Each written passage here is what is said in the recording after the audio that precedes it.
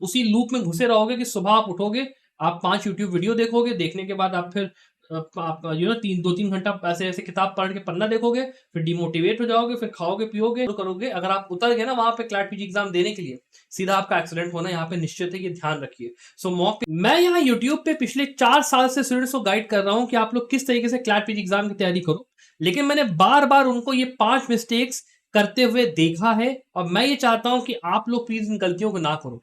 तो प्लीज इस वीडियो को लास्ट तक देखिए और ये समझिए कि ये जो मिस्टेक्स हैं ये हैं कौन सी, और आपको कैसे इनको अवॉइड करना है या फिर इनको बिल्कुल भी नहीं करना है। वीडियो को आगे शुरू करने से पहले मैं आप लोगों से ये भी कहना चाहूंगा कि अगर मान लीजिए आप क्लैट पीजी एग्जाम की तैयारी कर रहे हैं, तो आप हमारा चैंपियंस कोर्स ज्वाइन करने के बारे में डेफिनेटली सोच सकते हैं, जिसके के अंदर हम लोग आपको जो मॉक पेपर्स होते हैं 70 आपके सब्जेक्ट वाइज पूरे मॉक पेपर्स आपके प्रॉपर फुल लेंथ के देंगे, plus 50 subject wise mock papers होंगे आपके।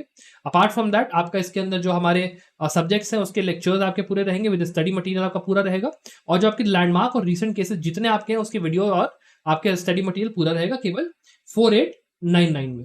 तो अगर आपको इस कोर्स में एनरोल करना है डेफिनेटली आप सोच सकते हो। तो बिना देर की वीडियो को शुरू करते हुए सबसे पहले बात कर लेते हैं पहली मिस्टेक की।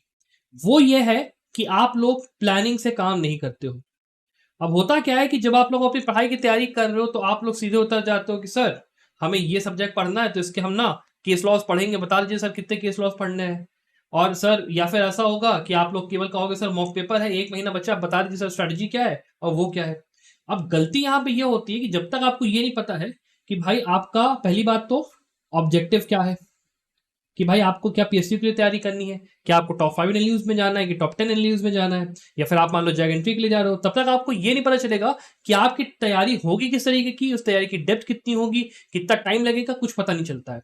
दूसरी चीज होती है ये तय करना कि जो आप तैयारी करने जा रहे हो वो आपका जो रोजमर्रा की जिंदगी, जैसे मान लो भाई अगर मान लो आप एक स्टूडेंट हो, या मान लो आप एक वर्किंग प्रोफेशनल हो, या मान लो आप एक ऐसे स्टूडेंट हो जो कि अभी ग्रेजुएशन के लास्ट ईयर में है, ठीक है, जैसे मतलब स्टूडेंट हो या फिर आप मान लो ग्रेजुएट कर चुके हो, आप सबके लिए जो टाइम अलॉटमेंट का पूरा पैटर्न है बिल्कुल डिफरेंट होगा। तो आप लोगों को पहली बात तो प्लानिंग करनी है कि भाई मुझे पहली बात तो क्लैट पीजी एग्जाम देना किस लिए है। देने के बाद ये सोचना है कि भाई मेरे पास एक दिन में टाइम कितना है और मैं कितना टाइम निकाल सकता हूं अपने एग्जिस्टिंग शेड्यूल के अंदर से इस एग्जाम की तैयारी करने के लिए, ताकि आपको एक प्रॉपर प्लानिंग का और टाइमिंग का शेड्यूल मिले, जिसके हिसाब से आप अपनी तैयारी जो है उसके अंदर जाओगे। और जो सब्जेक्ट्स मैं अपनी वीडियोस में बताता हूं, मान लीजिए अभी मैंने 3 मंथ प्रिपरेशन स्ट्रेटजी वीडियो बनाई, उस वीडियो को देखकर उसके अंदर प्रॉपर इंप्लीमेंटेशन करिए। और मेरे हिसाब से कम अगर मान लो आप अगर पीएसयूज के लिए टॉप 5 एनएलयूज के लिए टारगेट कर रहे हो, तो लास्ट के 3 महीने में कम से कम आपको दिन के अंदर 6 से लेके 8 घंटे की पढ़ाई इज वेरी वेरी इंपॉर्टेंट मेरे हिसाब से, एक जनरल वो। तो प्लानिंग प्लीज करिए, ऑब्जेक्टिव डिफाइन करिए, अपना टाइम कितना आप दोगे पढ़ाई को, सुबह शाम रात में क्या स्लॉट रहेगा वो डिफाइन करिए, और जो मैंने 3 महीने की प्रिपरेशन स्ट्रेटजी वीडियो बनाई है उसको देखकर उसके हिसाब से अपना जो तैयारी है उसको शुरू करिए। अब देखिए जो दूसरी गलती है स्टूडेंट्स पता है क्या करते हैं, दूसरी गलती वो ये करते हैं कि वो लोग ना मॉक पेपर जो होते हैं उनको वो लोग कंसिडर करते ही नहीं है।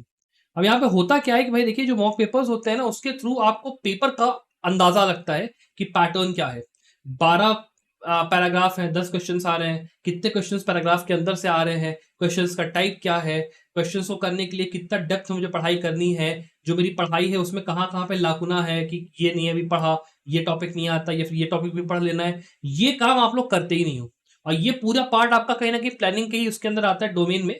तो इसीलिए मेरी रिकमेंडेशन हमेशा रहती है कि आप एग्जाम में जाने से पहले कम से कम 20 से लेके 30 मॉक पेपर एटलीस्ट लगा के जाएं, ताकि आपको एक बहुत ही बढ़िया और अच्छा आइडिया रहे कि भाई पेपर में होने के वाला है। और आप एकदम बिल्कुल अंधों की तरह जिसको कहते हैं ना, कि जैसे मान लो आप अगर गाड़ी भी चलाने जाते हो ना, तो कार चलाने के पहले आप कम से कम 2 महीना 1 महीना ट्रेनिंग लेते हो, फिर ड्राइविंग टेस्ट देते हो, फिर आपको लाइसेंस मिलता है, फिर उसके बाद आप अपना गाड़ी चलाने सड़क पर उतरते हो।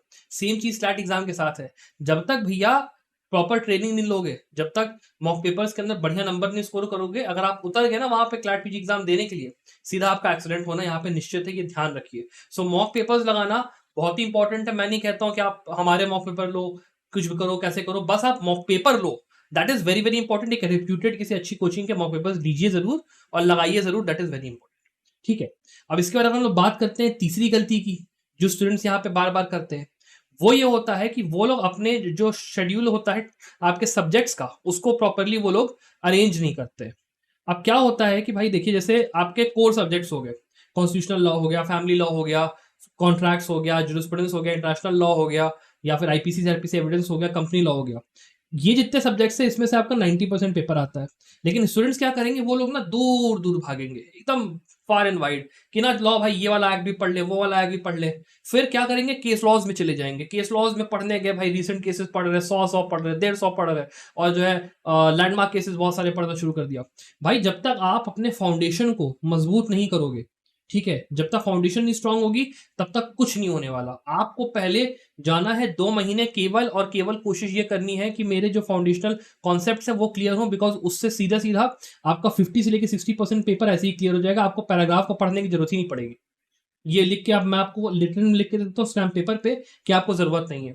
यहाँ पे स्टूडेंट्स ऐसे हैं जो कि पीसीएस जे की तैयारी करते हैं, प्री निकालते हैं, मेंस निकालते हैं, वो ऐसे ही पेपर दे के चले आते हैं और वो लोग 50 60 70 ऐसे ही स्कोर कर लेते हैं। कभी कभी किस्मत अच्छी होती है तो टॉप 100 पे भी आ जाते हैं। तो आप ये फंडामेंटल समझिए कि फंडामेंटल्स पढ़ना बहुत जरूरी है। वो सब्जेक्ट्स जो कि ज्यादा इंपॉर्टेंट है उनको ज्यादा टाइम देना है, जो सब्जेक्ट्स कम इंपॉर्टेंट है उनको ऊपर ऊपर से पढ़ना है। और ये भी ध्यान रखना है कि कौन से टॉपिक्स पहले पढ़ने हैं बाद में पढ़ने हैं, उस चीज का सबका ध्यान रख के प्रॉपर अरेंजमेंट के साथ पढ़ाई करनी है, तभी यहाँ पे आपका जो पूरा एग्जाम है बढ़िया से निकलेगा। जो चौथी एक मिस्टेक है जो स्टूडेंट्स बार बार करते हैं, जिसको मैं देखता हूँ करते हुए, वो ये है कि वो लोग रिलाई करते हैं बहुत सारे सोर्सेज पे। अब आप ये सोच लीजिए कि आप यहाँ पे हो, संभव लॉ पे आप मेरी वीडियो देख रहे हो, मेरे गाइडेंस के अंदर आप यहाँ पे पढ़ाई कर रहे हो। अब आप जाओगे बी चैनल के ऊपर, या फिर मान लो आप सी चैनल के ऊपर गए, डी चैनल के ऊपर गए।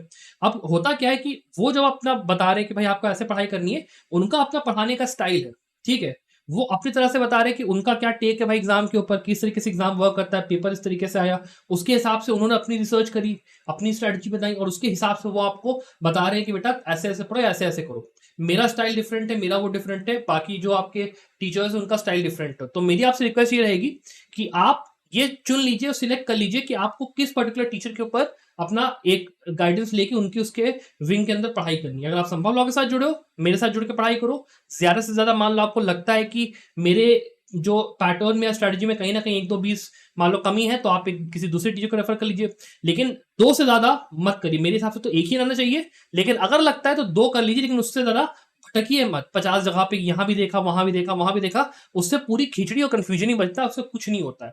सो मेरी वही आपको सलाह है, या तो संभव लॉ को या फिर किसी भी दूसरे जो रेप्यूटेबल अच्छा है, जिसका अच्छा रिजल्ट आया है, किसी भी जो आपकी यूट्यूब चैनल या कोचिंग है उनका ही आप लोग फॉलो करिए, उसके थ्रू आपका चलेगा। मल्टीपल सोर्सेज पे प्लीज मत रिलाई अपॉन करिए, ठीक है।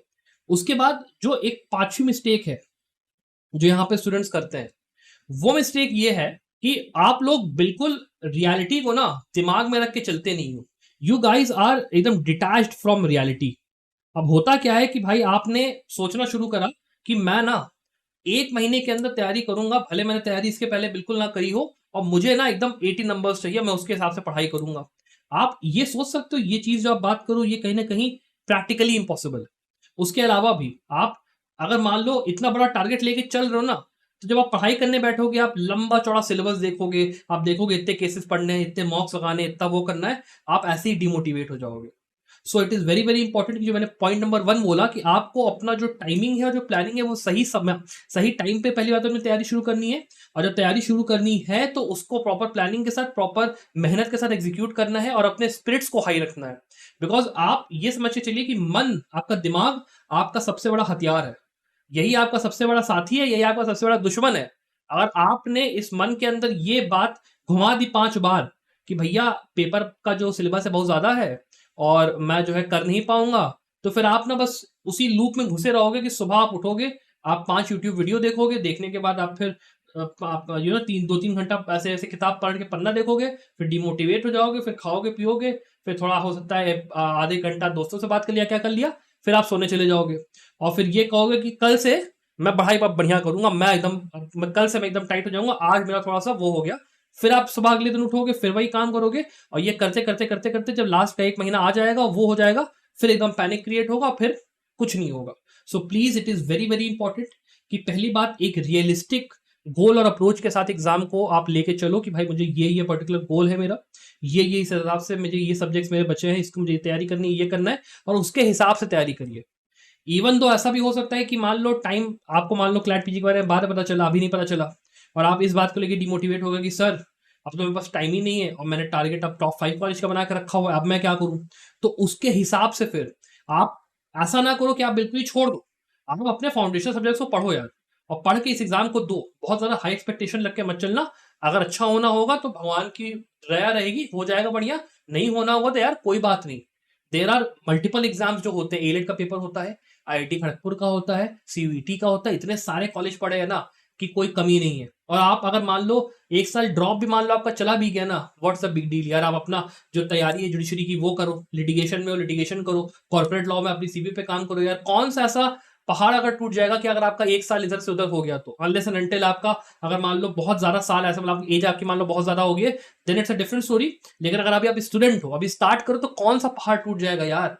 कई कई लोग 2-2 5-5 साल रुक के भैया अपना एलएलएम करते हैं, कोई बड़ी बात नहीं होती यार। कई लोग नौकरी कर करके अपना नौकरी में गैप लेके फिर कहते हैं कि चलो एलएलएम करेंगे, अपना ज्ञान बढ़ाएंगे। बहुत अलग अलग तरीके के लोग आपको बहुत बड़ी दुनिया यार मिलेगी। अभी तो एकदम आप समझ लो स्टार्ट कर रहे हो आप भी, ये समझ के चलो। सो प्लीज जो भी करो प्लानिंग के साथ करो, अच्छे करो। ये जो 5 मैंने बताई बातें, इसके अलावा और भी बातें, मैं अभी वीडियो लंबा नहीं करना चाह रहा हूँ, पर आपको प्लीज इन चीजों को ध्यान में रखना है यार। आप प्लीज मुझसे प्रॉमिस करो मुझसे कि आप ये गलतियां जो है ना यार, ये नहीं करोगे प्लीज। वरना मुझे अंदर से बुरा लगता है कि यार मैं ना अपने स्टूडेंट्स को सही से गाइड नहीं कर रहा हूँ, मैं उनको पूरी असली जो बातें वो बता नहीं पा रहा हूँ।